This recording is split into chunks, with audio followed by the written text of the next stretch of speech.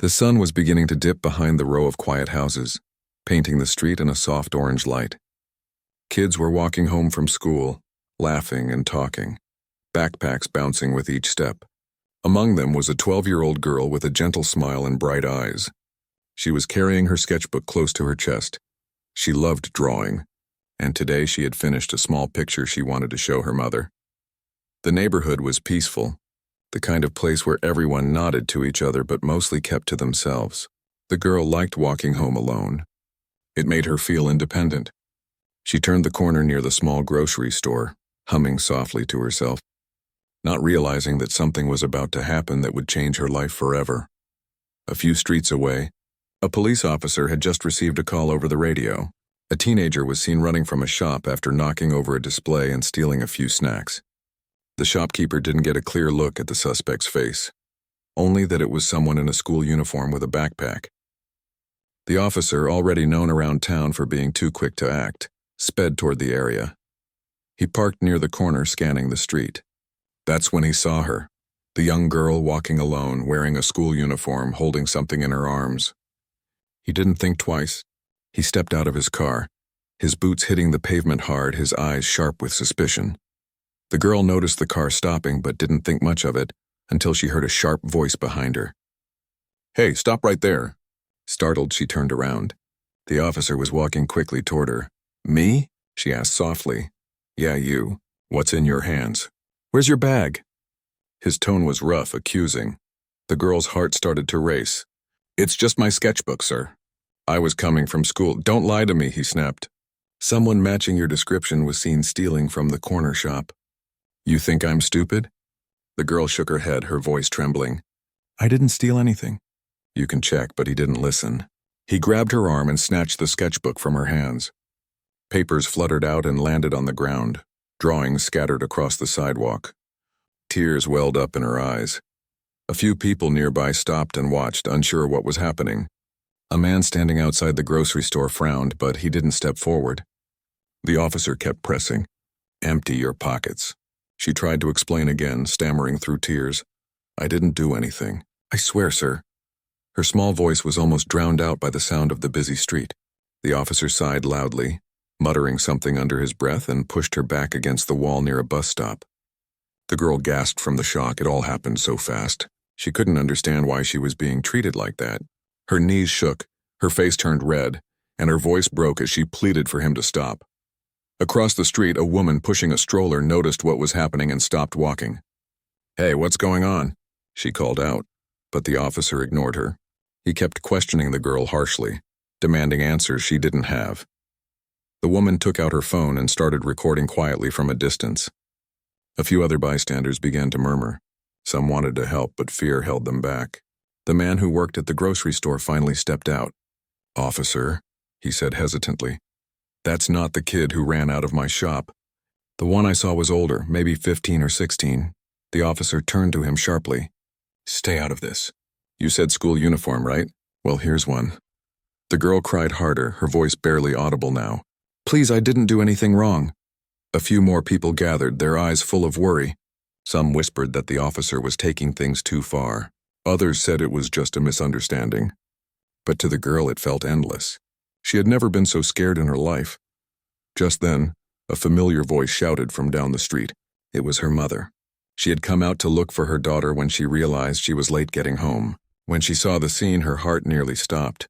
"What are you doing to my child?" she cried, running toward them. The officer raised a hand.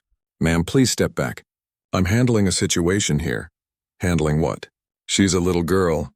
The mother's voice trembled with anger and fear. "She matches the description of a suspect," he said firmly, as if reading from a script. The mother's eyes filled with tears as she pulled her daughter close, but the officer stepped forward again. "Ma'am, don't interfere or I'll have to—" He didn't finish his sentence. The crowd had grown larger now. Phones were out, cameras recording. People were starting to talk louder, asking him to stop. The girl clung to her mother, sobbing quietly. "I didn't do anything, Mama, I promise." "I know, sweetheart," her mother whispered, stroking her hair, her own hands shaking. "I know." The officer, realizing people were filming, stepped back a little but still looked irritated. He barked into his radio asking for backup as if the small mother and her child were a threat. Within minutes, another police car arrived. A second officer, older and calmer, stepped out and quickly assessed the situation. He looked at the frightened girl, then at the angry crowd, and finally at his colleague. "What's going on here?" he asked firmly. "She fits the suspect's description," the first officer insisted. The older officer frowned. "Description from where?" "The corner shop theft." The older officer glanced toward the grocery store. The shopkeeper, who had been watching the whole time, raised his hand. "That's not her. I already told him that. The person I saw was much taller and he was wearing a hoodie." A moment of silence hung in the air. The officer who had grabbed the girl looked around, suddenly realizing how many people were watching. He stepped back awkwardly, muttering something under his breath. The older officer turned to the girl gently. "I'm so sorry, sweetheart. You're not in trouble, okay? You can go home." The mother's eyes burned with anger and disbelief. She picked up the scattered drawings from the ground, her hands trembling. Some pages were crumpled, others smudged with dirt. Her daughter's artwork, hours of effort, was ruined. As they walked away, the crowd started whispering. Some called out words of comfort. Others shook their heads, disgusted. The officer who had caused it all avoided everyone's eyes, pretending to be busy with his radio. At home, the girl sat quietly on the couch, her hands still shaking. Her mother knelt in front of her, checking for bruises. There was a red mark on her wrist where the officer had grabbed her too tightly.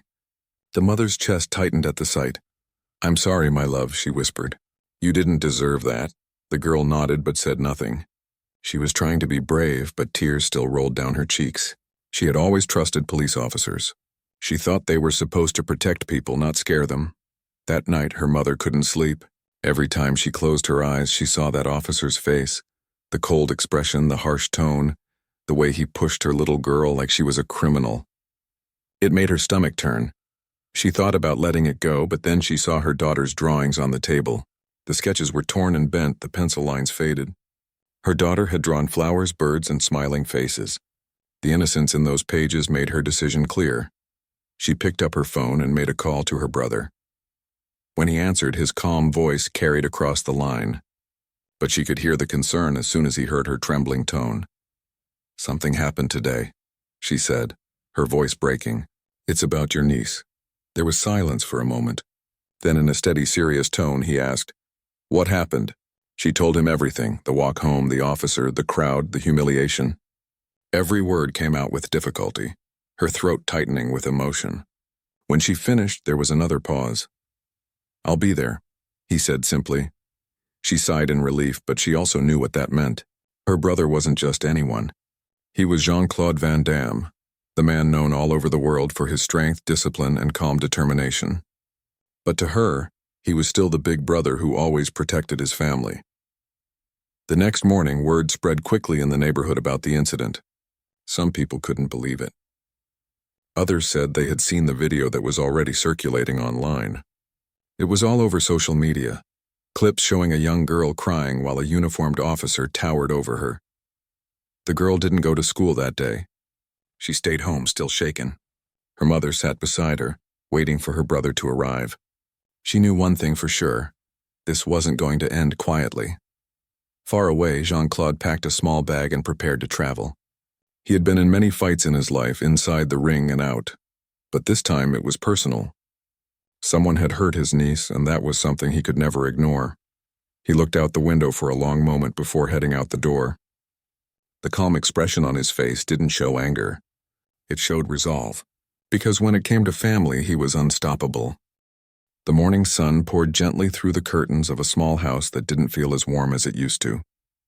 The girl sat quietly at the kitchen table, still wearing her pajamas, stirring a bowl of cereal that had long gone soggy. She hadn't said much since the day before. Her eyes looked tired, her smile gone. Every sound outside, the rumble of cars, the chatter of kids heading to school, made her flinch a little. Her mother watched her from across the table, pretending to check messages on her phone. In truth, she was waiting for a knock on the door, waiting for her brother to arrive, waiting for something that could make things feel right again. When the knock finally came, it was firm but calm. She stood up, took a deep breath, and opened the door. There he was, Jean-Claude Van Damme, Dressed simply, no entourage, no cameras, just quiet strength in his posture. His eyes softened when he saw his sister's face, and he stepped forward, pulling her into a hug. For a moment, neither of them spoke. She didn't have to explain much. He could already see the pain in her eyes. Then he looked past her and saw his niece. The little girl looked up shyly, unsure if she should smile. He crouched down to her level and opened his arms. She hesitated, then ran to him. He held her tightly, his hand resting on the back of her head. "It's okay," he said gently. "You're safe now." Those simple words made her burst into tears. She cried into his shoulder, her small body shaking. He didn't say anything else, he just let her cry. After a while, they sat together in the living room. The girl showed him her torn sketchbook, carefully turning each page as if the drawings were made of glass. He looked at them silently, his expression soft but his eyes thoughtful. "She worked so hard on those," his sister said quietly. She was so proud. He nodded slowly. And one man thought he could take that away in a moment. There was a long silence. "I tried to report it," she continued, her voice trembling. "They didn't take it seriously. They said it was a misunderstanding." Can you believe that? "A misunderstanding?" Jean-Claude leaned back slightly, his jaw tightening. "People make mistakes," he said. "But some mistakes need to be faced, not hidden." He wasn't angry in the way most people get angry. It was quieter than that, like a slow, steady fire. He wasn't thinking about revenge. He was thinking about justice. "I want to see the place," he said finally. A short while later, they drove to the street where it all happened. The grocery store owner was outside stacking boxes. When he saw the car stop, he recognized the woman and her daughter immediately, and then his eyes widened as Jean-Claude stepped out. He put his hands on his hips, unsure how to react. "Is that really—" he muttered under his breath. Jean-Claude walked up to him calmly. "You were here when it happened?" "Yes, sir," the man replied quickly. "I tried to tell that officer it wasn't her. I swear I did." "I know," Jean-Claude said, offering a nod. "Thank you for that." The shopkeeper shook his head, looking regretful. "It was awful. The poor girl was terrified. The man wouldn't listen to anyone. He thought he was right." Jean-Claude glanced toward the bus stop where the incident took place. He pictured his niece standing there, frightened and alone, and his expression hardened for a moment. Then he took a slow breath, grounding himself again. He didn't believe in acting out of anger. Years of discipline had taught him that strength isn't about how hard you can hit. It's about how calm you can stay when everything around you feels wrong. That afternoon, he went with his sister to the police station. The moment they walked in, heads turned. A few officers recognized him immediately, but he wasn't there to draw attention. He simply walked to the front desk, polite but firm. "I'd like to speak to whoever is responsible for internal affairs," he said. The officer at the desk blinked, unsure what to say at first. Yes, of course. Is this about an ongoing case?" "Yes," Jean-Claude replied. "It's about an officer who assaulted a child." The tone in his voice made everyone nearby fall silent. Within minutes, they were led into a small office. A senior officer came in, a man in his 50s, calm but cautious.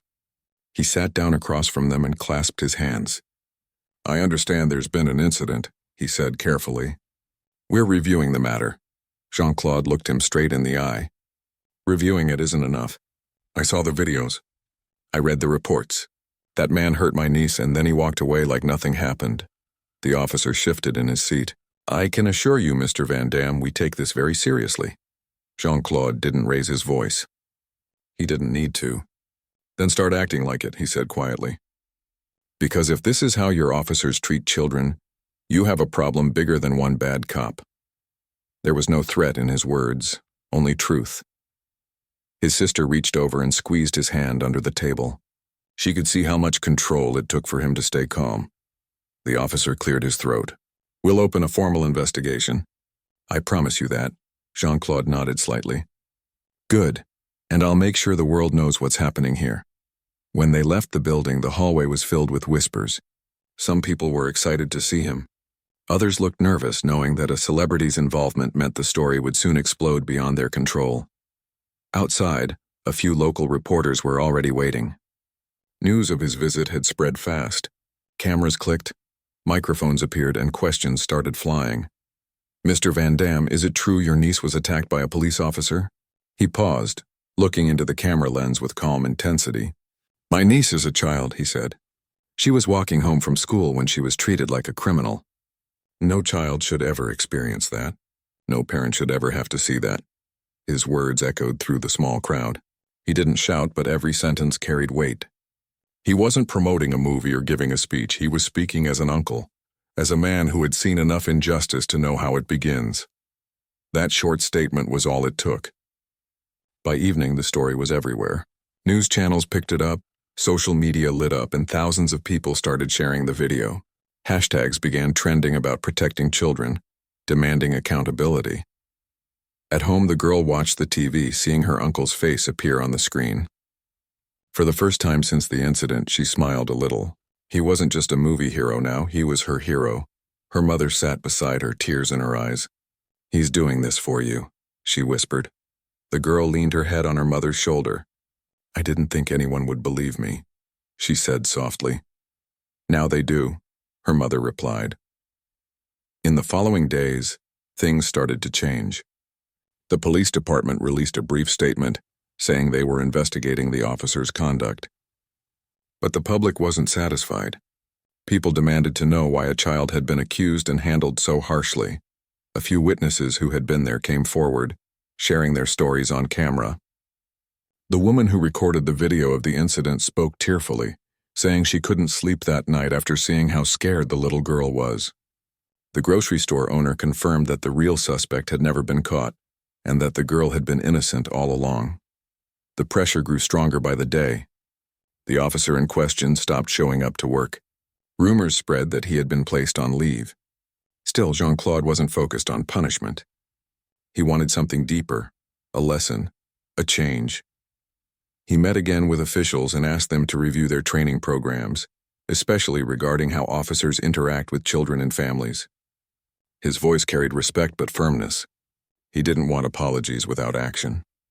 One afternoon, he took his niece to a small park. She was quiet at first, sitting on the swing, holding her sketchbook. Then she began to draw again. He sat on the bench nearby, watching her with a faint smile. When she was done, she showed him the picture. It was of a little girl standing under a tree with sunlight falling on her face. It's beautiful, he said softly. I was scared before, she whispered, but I'm not scared now. He smiled, placing a hand on her shoulder. That's what courage looks like, he said. She grinned a little, and for the first time since that terrible day, her laughter returned, quiet but real. That evening, as the sun went down, her mother made dinner, and the house felt different again. The heaviness had lifted a little. Jean-Claude stayed for a few more days, helping his sister deal with the attention, making sure his niece felt safe. He knew the story wasn't over. There would still be meetings, reports, maybe even a trial. But the most important thing had already changed. The girl no longer felt voiceless. The whole world had heard her story, and her uncle had made sure no one would ever forget it. Days passed, but the storm around the incident kept growing. Every morning, news vans parked outside the small house. Reporters waited, hoping to catch a glimpse of Jean-Claude or hear from the family. Some wanted a statement. Others wanted a reaction. But the family stayed quiet. Jean-Claude wasn't interested in feeding headlines. He had one goal: to face the man who had hurt his niece and to make sure something like that never happened again. Inside the house, the girl was slowly getting better. She laughed sometimes now, especially when her uncle made silly faces or tried to draw beside her and ended up making funny sketches. But even in those moments of laughter, there was still a hint of sadness behind her eyes. One evening, as the family sat together for dinner, the doorbell rang. Her mother went to open it and found a young reporter standing there with a camera crew behind him. Please, just one comment, he begged politely. People are saying the police are trying to cover it up. Do you have any update? Jean-Claude appeared behind his sister. His expression was calm but serious. Not tonight, he said firmly. Please give the family space. The reporter nodded quickly and backed away. Even without raising his voice, Jean-Claude's presence carried quiet authority. When he closed the door, he turned to his sister. They're hungry for drama, but this isn't a movie. It's her life. That night, after everyone went to bed, he sat alone in the living room thinking. He had seen injustice before in different parts of the world, but when it touched his family, it felt heavier. He wasn't angry at the world, he was disappointed in how carelessly people could use power. The next morning, he received a call from someone inside the police department. It was the senior officer he had met before. "Mr. Van Damme," the voice said carefully. "The officer involved has agreed to meet privately." Jean-Claude didn't hesitate. "Tell me when and where." A few hours later, he arrived at a quiet office on the top floor of the precinct. The air was tense. A few officers stared as he walked past, whispering to each other. The room they entered was plain. Gray walls, 2 chairs, a table, and a glass of water on one side. The officer was already there. He looked nervous, his hands fidgeting. Jean-Claude studied him for a moment before sitting down across the table. For a while, neither of them spoke. The silence filled the room, heavy and uncomfortable. Finally, Jean-Claude broke it. "Do you know why I'm here?" The officer nodded slightly but didn't lift his eyes. "Yes, sir." "You hurt a child," Jean-Claude said quietly. "My niece," the officer swallowed hard. "It wasn't supposed to happen that way." "I thought she—" "You thought," Jean-Claude interrupted, his tone still calm but cutting through the air like a blade. "You didn't look. You didn't listen. You acted." The man looked ashamed. "I made a mistake." Jean-Claude leaned forward slightly. A mistake is forgetting to lock your car. "What you did was more than that. You scared a little girl who trusted people like you to protect her." The officer shifted uncomfortably, his voice low. I didn't mean to hurt her. But you did, Jean-Claude said. "And then you walked away as if it didn't matter." The man looked up finally, his eyes filled with guilt. "I didn't realize how bad it was until I saw the video.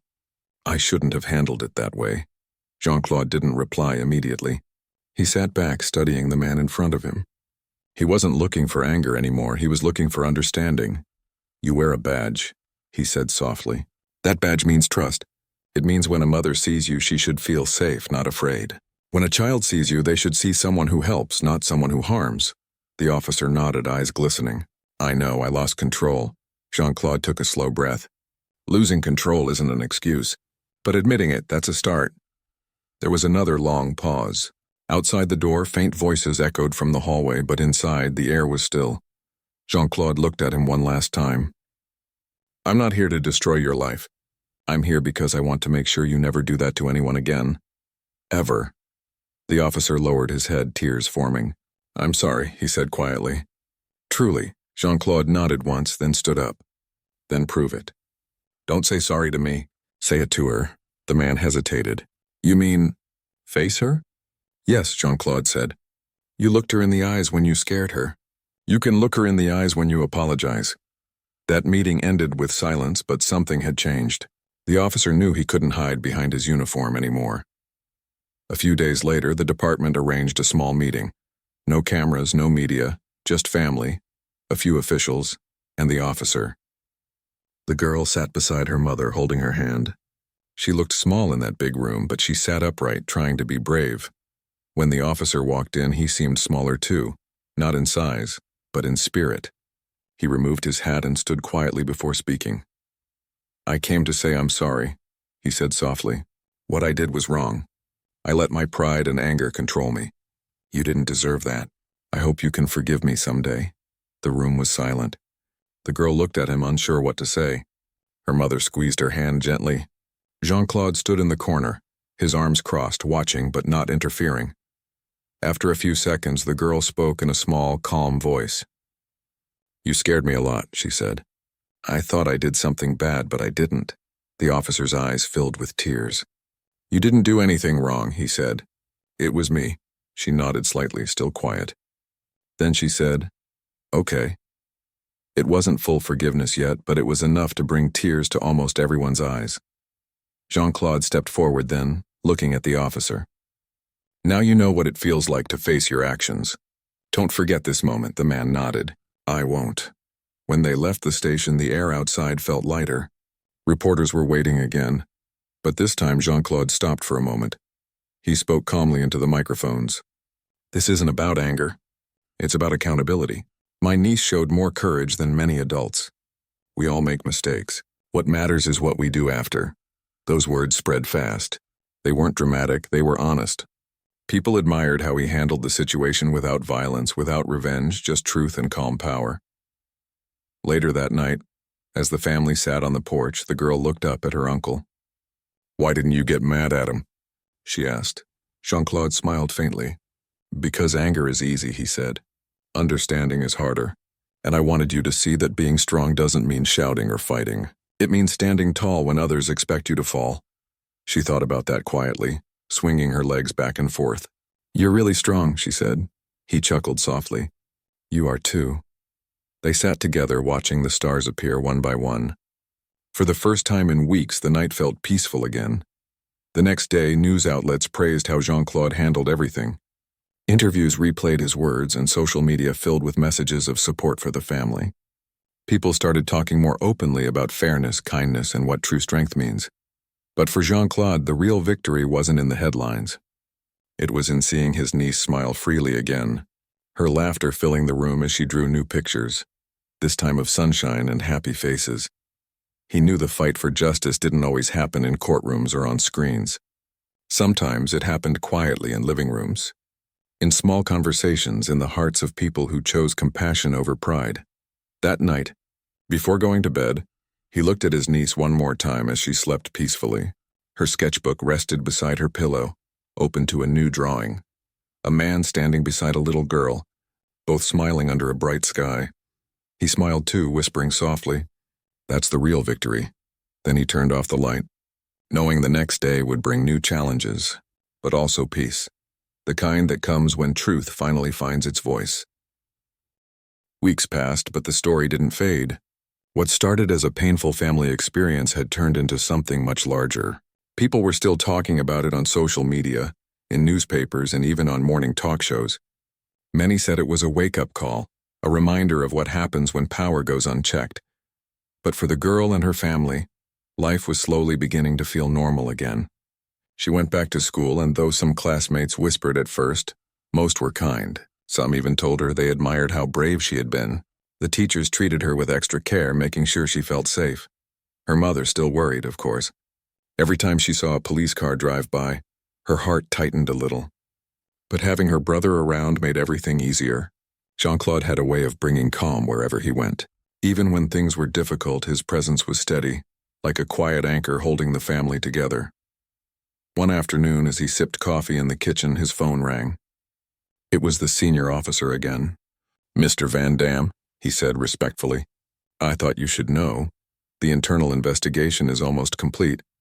Jean-Claude listened carefully. "The body camera footage confirms everything your niece said," the officer continued. "There's no doubt about what happened. The department is preparing to take disciplinary action." Jean-Claude thanked him and hung up. For a moment, he just sat there in silence.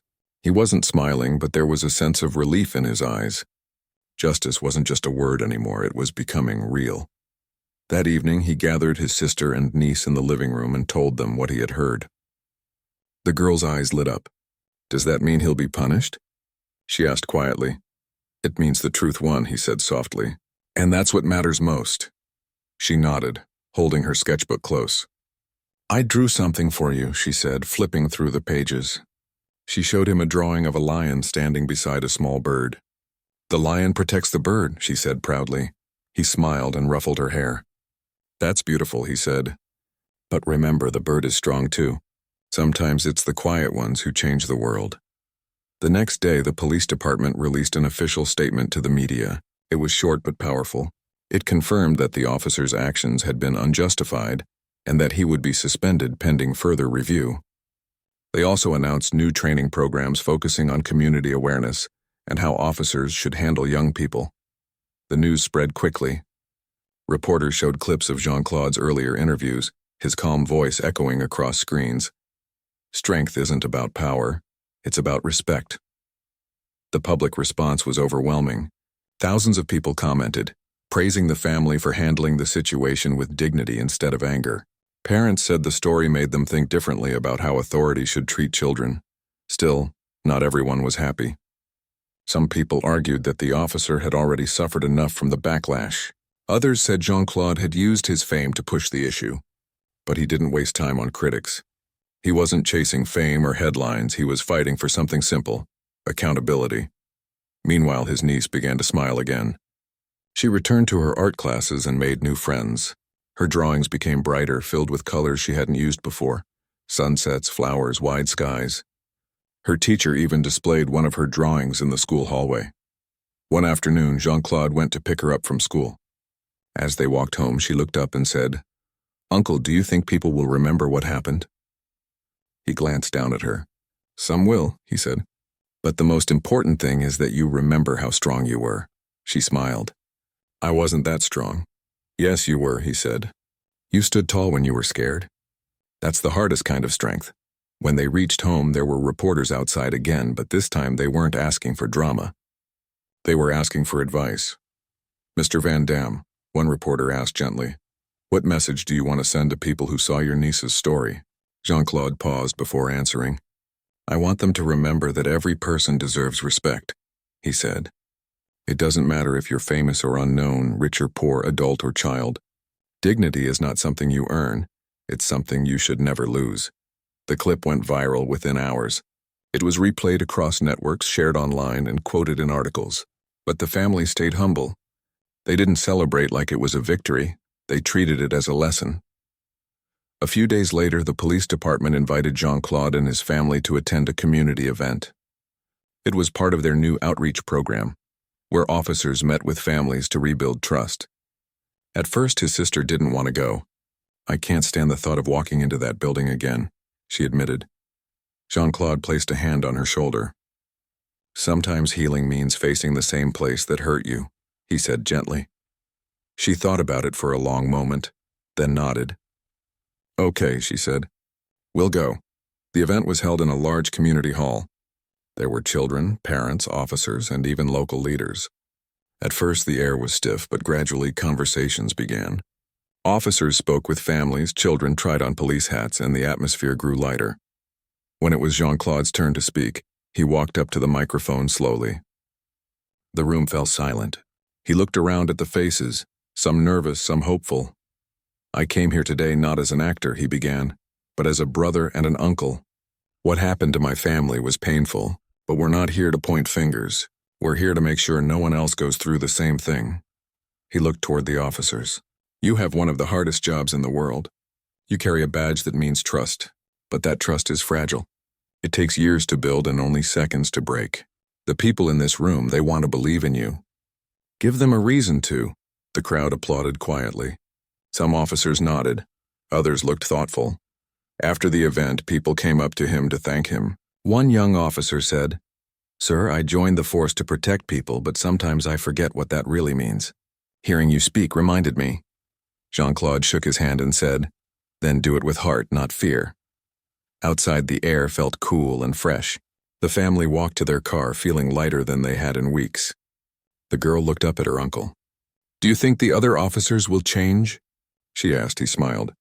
"Change starts small," he said, "but one honest step can lead to a better path." That night when they got home, the girl sat at her desk, opened her sketchbook, and began to draw again. This time she drew something different, a group of people standing together, smiling with the words "Better Together" written above them. Her mother watched from the doorway. "That's beautiful," she said softly. The girl looked up and smiled. "It's not finished yet," she said. "But it will be," her mother smiled back. "Just like us." A week later, the investigation officially ended. The officer was suspended for several months without pay and required to complete special training before returning to duty. It wasn't a harsh punishment, but it was fair. More importantly, it sent a message. Actions have consequences. The department also announced a new policy.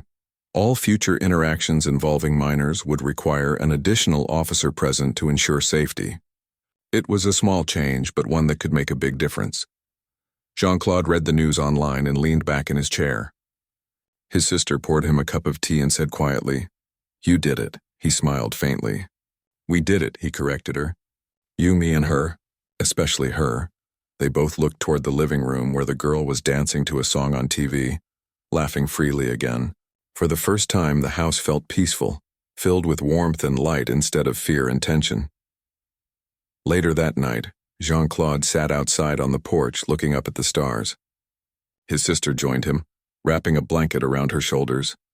"Do you think this will really change things?" she asked softly. He thought for a moment. "Maybe not everywhere," he said. "But it changed here.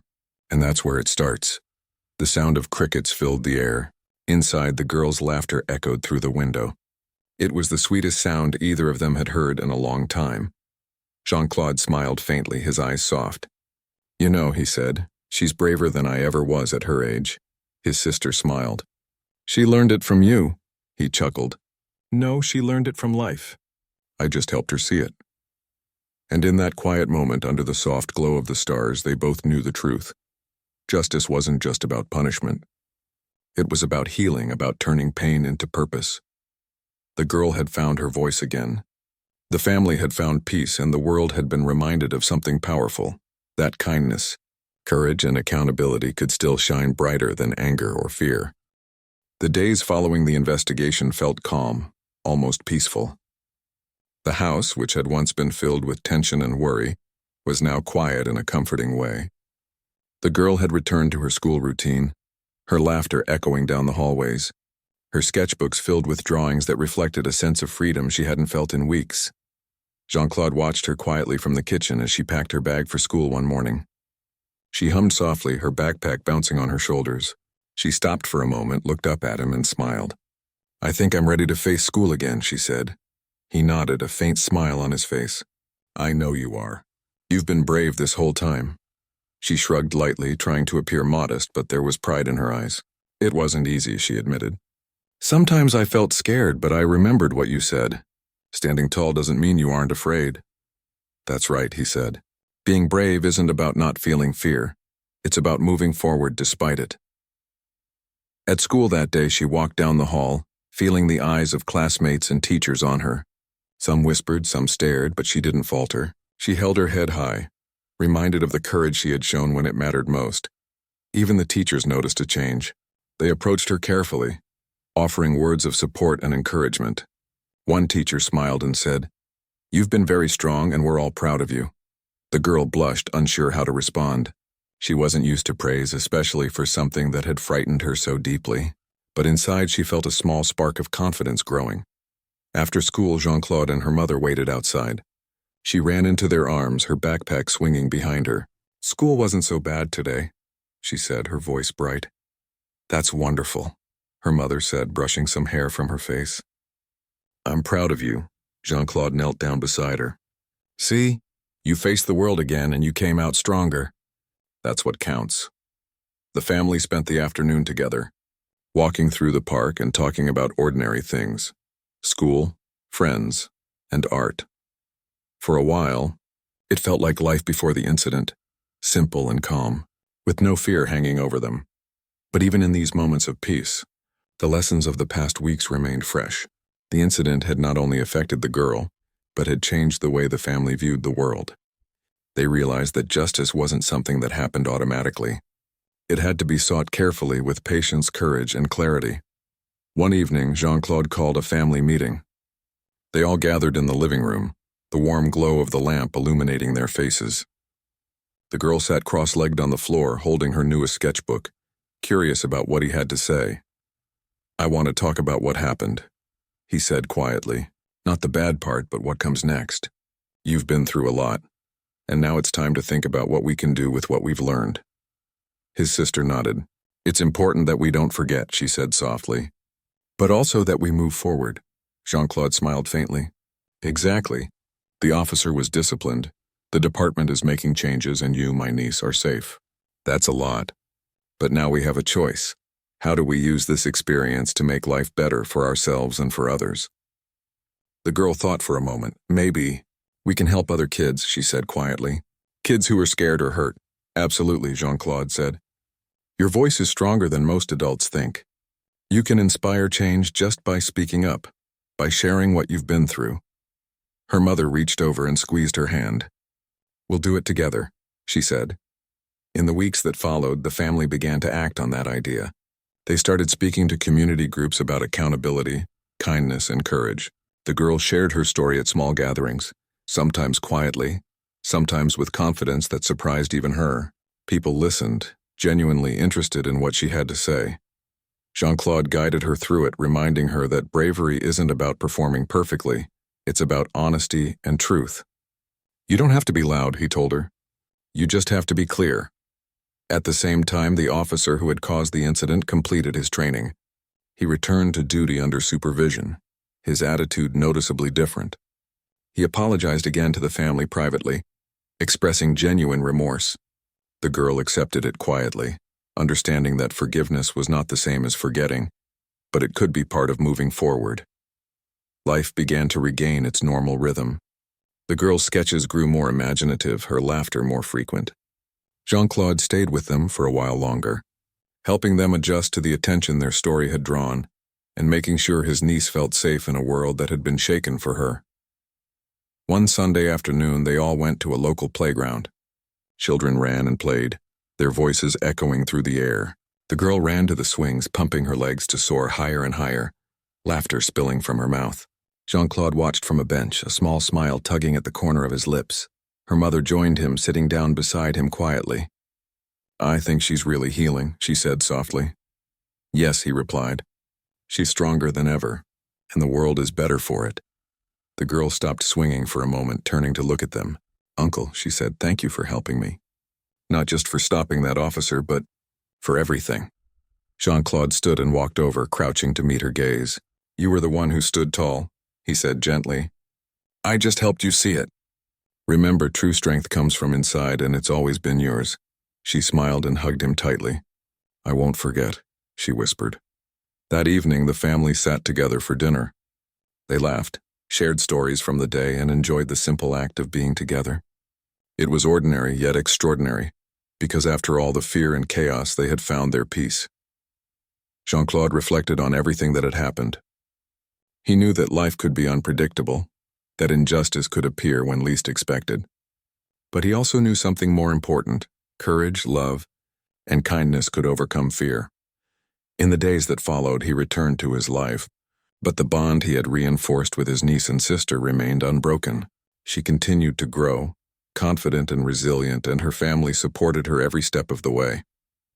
One afternoon, she showed her newest drawing to her mother and uncle. It was a picture of the city, bright and full of life, with children playing safely and people helping each other. At the center of the drawing was a small girl standing proudly smiling. "Who is that?" her mother asked. "That's me," she said quietly, "but also everyone who stands up when they're scared." Jean-Claude smiled and nodded. "Exactly," he said. "You've turned a scary moment into something powerful. You've made it beautiful." The family knew that the journey wasn't over. There would always be challenges, and the world wouldn't always be kind. But they had learned that fear could be faced and courage could be nurtured. They had learned that speaking the truth, even when it was hard, could change the world, one small step at a time. Months later, the girl returned to the park where the incident had first happened. She looked around at the trees, the benches, the quiet streets. She remembered that day, how scared she had been, how small and powerless it had felt. But now she felt different. She was taller, not in height, but in spirit. She felt brave. She felt seen. She felt heard. Her mother stood beside her, holding her hand. "You've come a long way," she said softly. "I have," the girl replied. "And I won't let fear stop me again." Jean-Claude watched from a distance, a quiet smile on his face. He knew that true victory wasn't in punishment or headlines. It was in watching his niece grow, resilient and strong. It was in seeing a child who had been hurt find her voice again and use it to inspire others. The sun dipped low in the sky, casting golden light over the neighborhood. Children played, parents watched, and the girl stood tall, her hair glowing in the sunlight.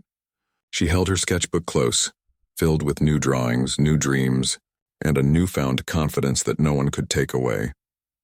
Her mother squeezed her hand gently, and Jean-Claude approached, placing a hand on her shoulder. "Remember," he said softly, "the world may try to scare you sometimes, but you're stronger than you know. Always stand tall," she smiled, looking up at him. "I will," she whispered.